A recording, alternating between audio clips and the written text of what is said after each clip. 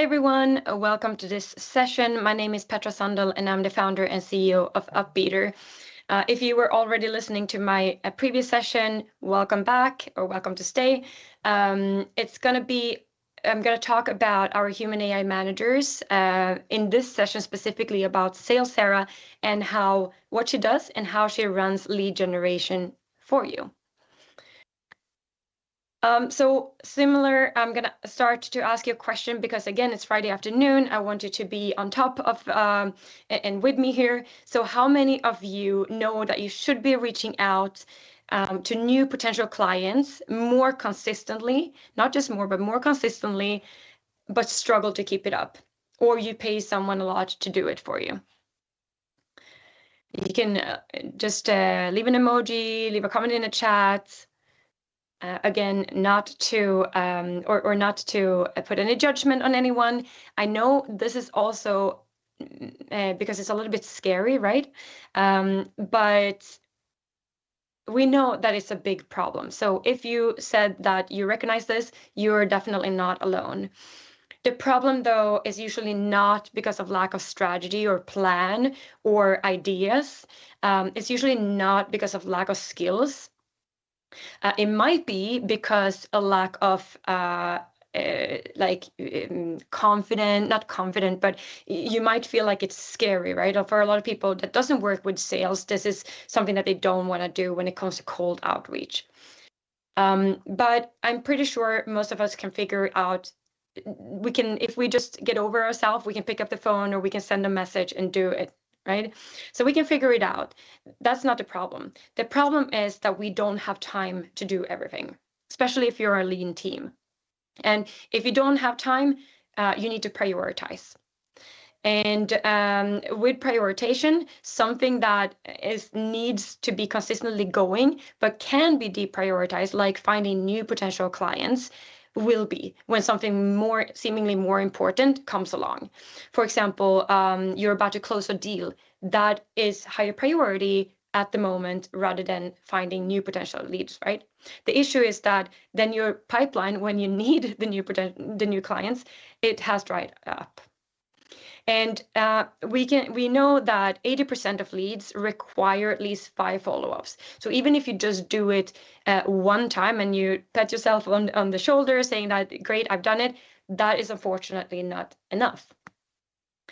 Because we know, if you listen to my previous presentation, we talk about the marketing rule of 7, and this is also relevant for sales, because today marketing and sales go really hand in hand, and it's about showing up and showing to your audience that you exist, that you remind them about what you do, that you build trust with them, especially if it comes to sales and conversion into becoming a customer. And it takes a lot of touch points, meaning when the clients actually interact with you or see you before they act, before they become your customer, before they sign up for something. So now, before it was called the marketing rule of 7, now I call it the marketing rule of 20, meaning they need to interact with you or see your brand and your service up to 20 times before they actually become customers. In sales, of course, that can be a little bit less, probably not until they become a customer, but before they answer. For example, we see here 2% of people don't reply to an outreach the first time. So if 2% only replies the first time, then 98% of people who potentially will reply don't do the first time. So you can hear that consistency isn't optional. You need to follow up, and you need to be this a little bit pain in the ass person. And it feels a little bit awkward, but unfortunately, you're just gonna have to keep it up. And if you change your mind that it's not you being a pain in the ass, but rather you reminding them and maybe trying to catch them in the right time instead of being annoying for them, then that is a tips that I can give the ones who think sales is scary. That will help you change your mind a little bit around it. Hopefully these numbers does as well, because like I said, you need to play the game, and but almost no one is doing it consistently. So it's a good opportunity for you to start doing it consistently. But it's hard, of course, I know, when you have a lot of things on your plate and you are a lean team to do a lot of things at the same time. This is Jonas Johnson. He represents one typical client that we work with. He works as a CEO and business developer at Brand Producers, who's a brand studio. They are 22 people, but Jonas is the only one who's responsible for bringing in new business to the studio.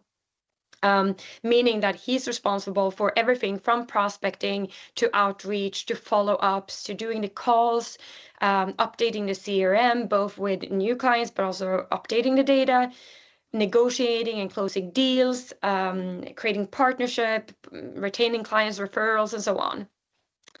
And also on top of that, he's now going to use AI somehow, which he's excited about. And we love that. But it's just an additional thing on his plate.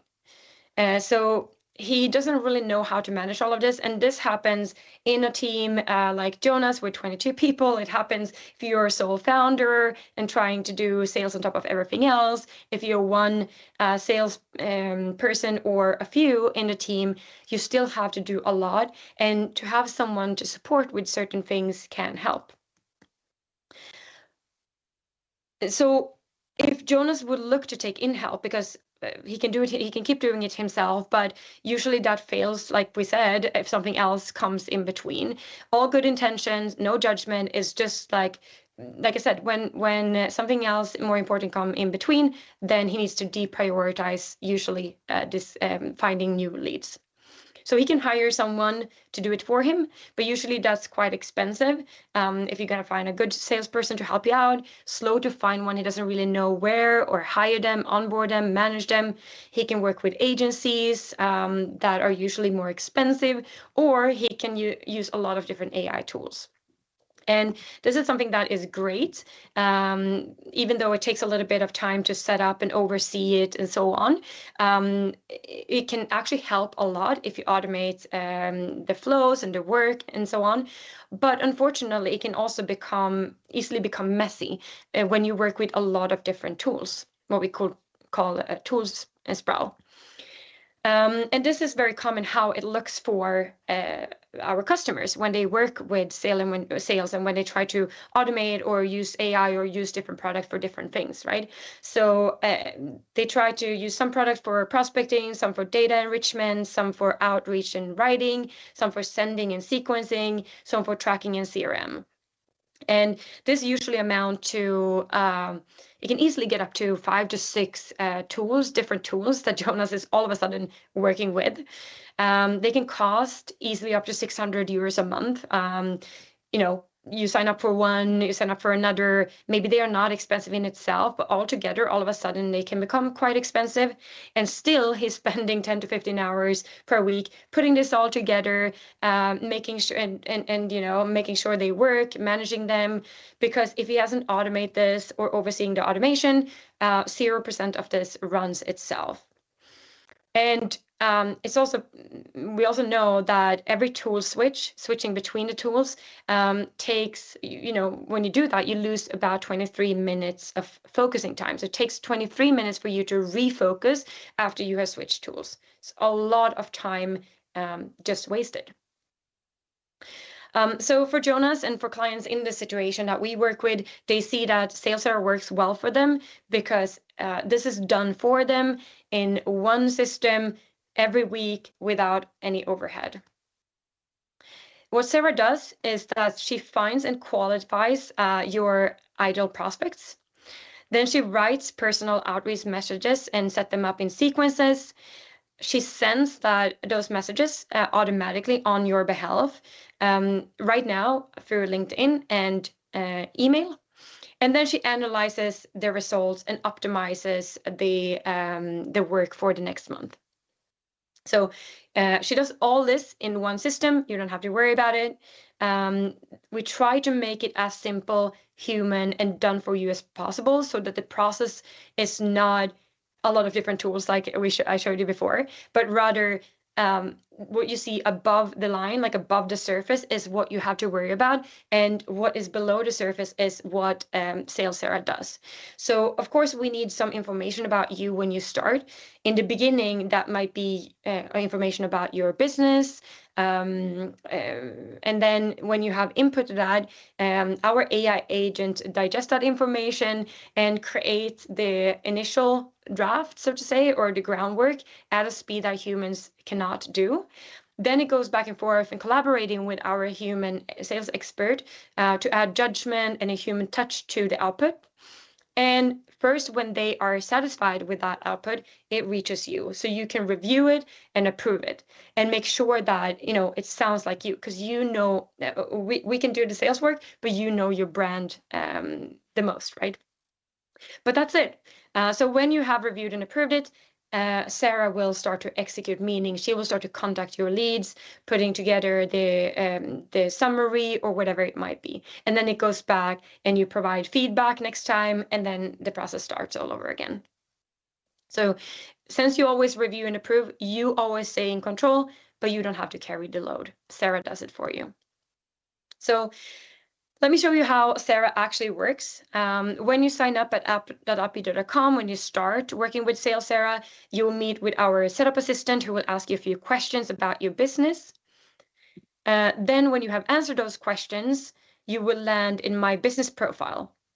And this is sort of a main brain. So if you listen to Marketing Maggie, my presentation just before here, you will see this very familiar, right? So this is the brain that all right now we have Sales and Marketing Maggie as human AI managers, but as we add more, they will all be able to use this. So you will have all in one system, right? So again, this is just the first time you set up your profile. Now I already prepare a task list profile here.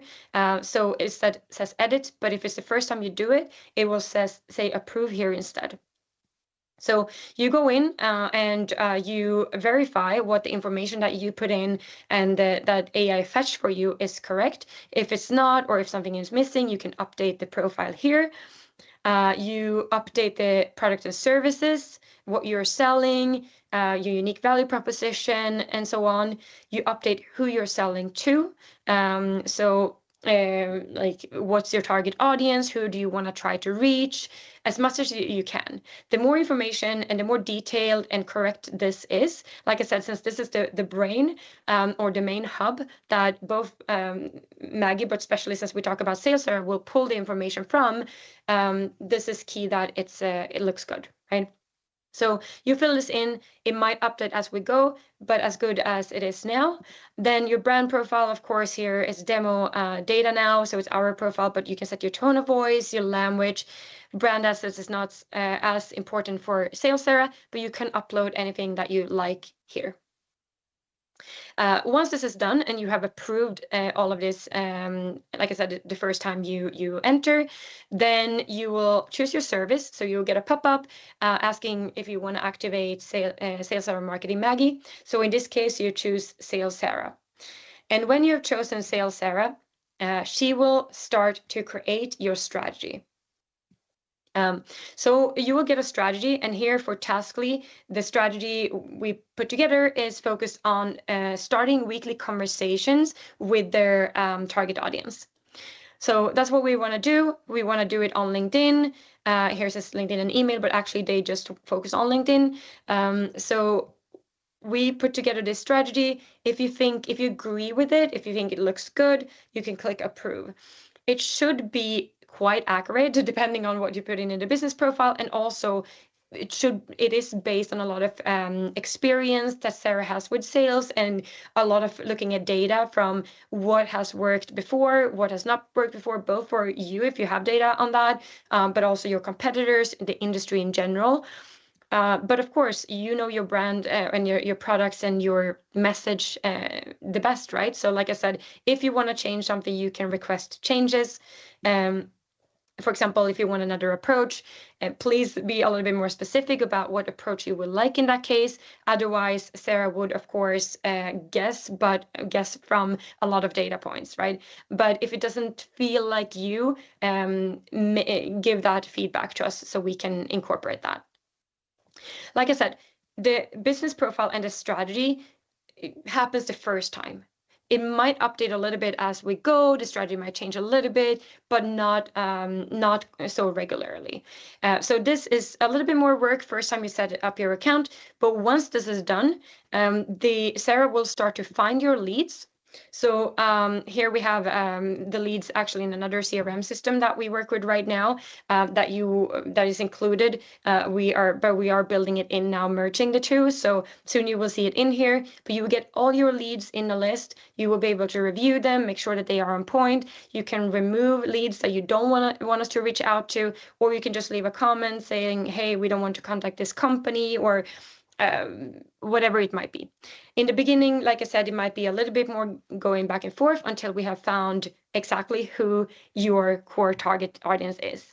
And this happens over almost like over A/B testing, right? So we will learn month over month what works and what doesn't work, and Sara will improve that month over month as well. So if this looks good, click approve. If the outreach messages look good, so here we have 2 for LinkedIn. They are already approved, but you can request changes if you want. Same here. And that's it. Once this is done, then Sara starts to contact your leads that you have approved with the messages that you have approved. So again, you will always be in control what's going out. As Sara becomes better, maybe you will say, I trust her now, take no time, just approve. But you will always be in control.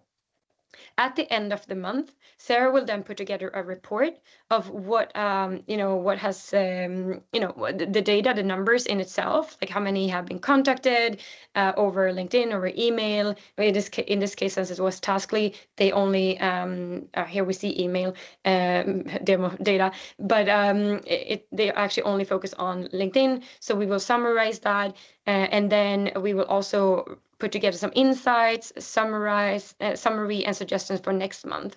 And you can see month-over-month performance as well. So this is great since you can just download a file, bring it with you to your team meetings. You don't have to worry about putting together a report or pulling out data, different sources. Like I said, everything happens in here. And we try to make it quite simple. Like I said, first time a little bit more setup, but then once you have approved the suggestions for next month, Sara will find you new leads and create new outreach messages if we're, for example, trying a new angle or trying a new message, and then it keeps on going month over month with the learnings taking into account.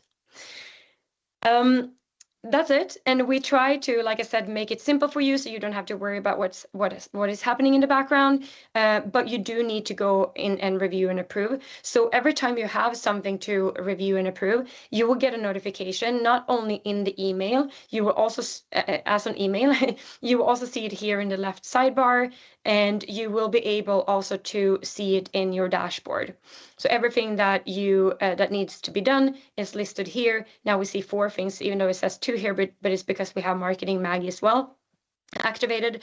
So you can just click it and go in and review and approve it. And it's as simple as that. Now, I'm going to show you, even though it doesn't really look any different from a visual point of view, I want to show you Jonah's profile that we talked about before, because his case is a little bit different. So Jonas, as a reminder, worked for a little bit of a bigger company, not a startup. He works for a brand studio, and they have different brands, both internal brands that they run themselves, but also work with customer brands, right?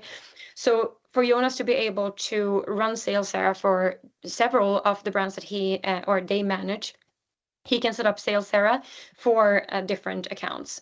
So yeah, we saw that in the other demo. Unfortunately, there is supposed to be a drop down here, but it's missing right now. But if Jonas has several accounts, he will be able to switch between accounts.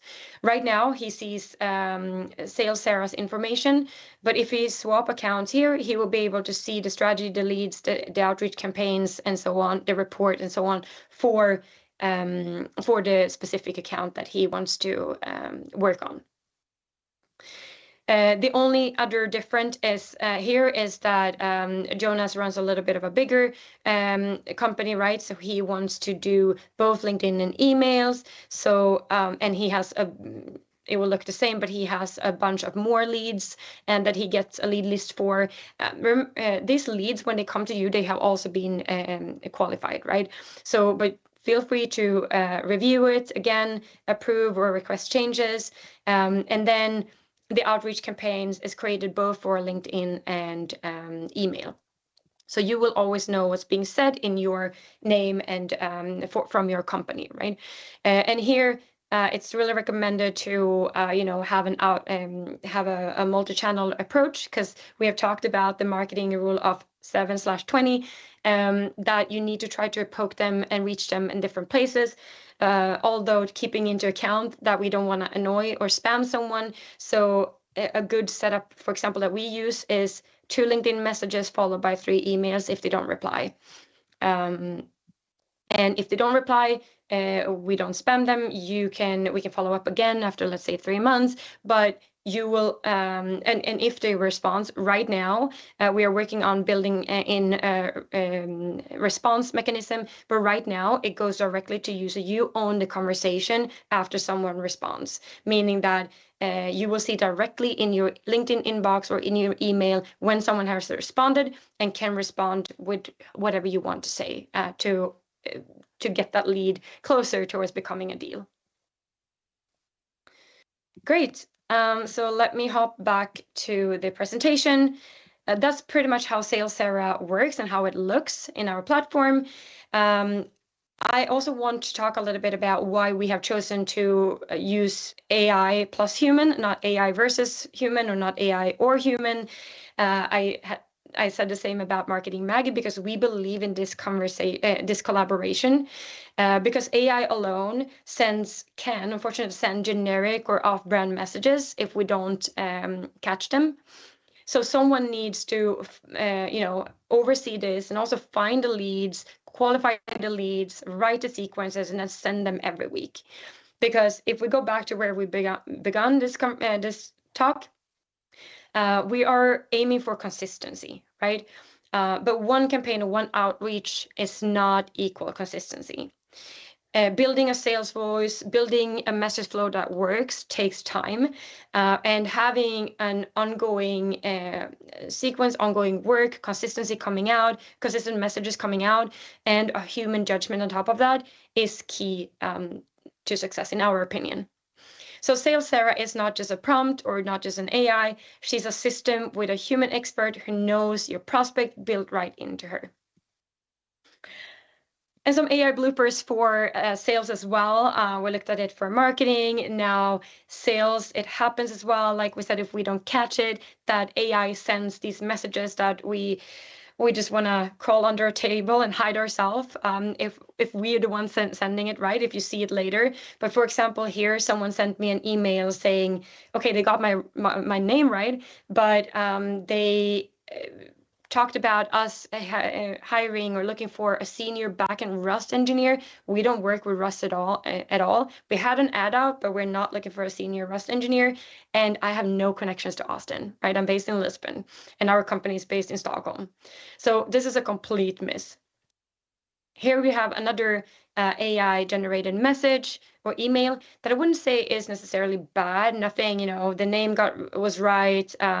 And so on. So they managed to put something in there, but it's very generic and doesn't really do anything in today's world. It also starts with "Dear," and I hope this message finds you well.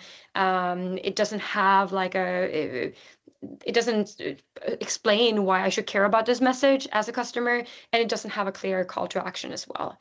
So unfortunately, this won't get a lot of responses. AI is getting better and better, but just adding a human touch to it, by just adding a human touch to it, we have seen a much more greater response rate and positive response rate, instead of, for example, sending a little bit longer messages with M dashes, saying, I really love what you do, and signing off with your name, best regards, and so on. Send a little bit more human message, especially emails as well nowadays, because we have lower attention span, but especially on LinkedIn, where it's a little bit more personal human. Of course, this depends on your market, it depends on your brand, and that's why, even though I say that as a general recommendation, we will always look at your brand or your company, sorry, and your way of speaking and adapt to that. So teams that works with us or with Sales Sara usually see 10 to 15 hours saved per week. They don't have to do this manually, find the leads, reach out to them, and do it consistently, right? And they also don't have to manage a lot of different tools. With adding the human AI approach, they have seen as overall a 16% response rate, which is especially related to emails, is three times the benchmark. We've also seen with the human touch that we have quite a great positive response rate, meaning that even if it's a no, but I would say positive response and being like some sort of lukewarm interest, it starts conversation instead of killing them or just leaves them with an open and nothing back. So that's Sara in a nutshell. That's what she does. That's how it looks. Sara starts the conversation. And I would say that that's a great way to reach potential customers. But again, remember that they need to be nurtured. And you probably have different ways of doing that, but we recommend doing it from different angles. And one angle is to add marketing Maggie to it. So the combination of marketing Maggie becomes a full growth system. Where Sara starts a conversation and Maggie builds visibility and long-term engagement, right? So, for example, if we look at Taskly, the startup I mentioned, when they use Marketing Maggie to build consistently post on LinkedIn, and then when Sara reaches out, they will go in and be able to see that, okay, Taskly knows they're talking about this project management. Okay, they're not just selling something, they're actually also walking the walk, right? So the outreach that Sara does lands warmer. It's a higher chance that someone will respond and will respond more positively. In brand producers' case, they use Maggie to build desirability. Like brands want to work with them because they are cool, they're doing cool stuff, they're doing great stuff.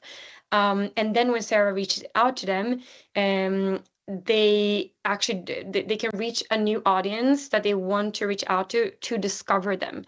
And then with the help of the cool stuff the Marketing Maggie post, get the engagement starting. But the conversation and engagement then work together.